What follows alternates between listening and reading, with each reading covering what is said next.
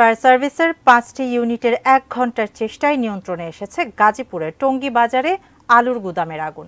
এ ঘটনায় পুড়ে গেছে অন্তত ১০টি আলু পেঁয়াজের গুদাম, তবে কোনো হতাহতের ঘটনা ঘটেনি। টঙ্গী বাজার এলাকায় বুধবার রাত ১:৩০টার দিকে আলুর গুদামে আগুন লাগে। খবর পেয়ে প্রথমে ঘটনাস্থলে ছুটে যায় টঙ্গী ফায়ার সার্ভিসের ৩টি ইউনিট। এর কিছু সময়ের মধ্যে আগুন নেভানোর কাজে যোগ দেয় উত্তরা থেকে যাওয়া আরও ২টি ইউনিট।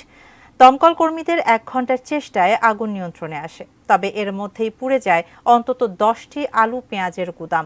তাৎক্ষণিকভাবে আগুন লাগার কারণ বা ক্ষয়ক্ষতির পরিমাণ জানা যায়নি।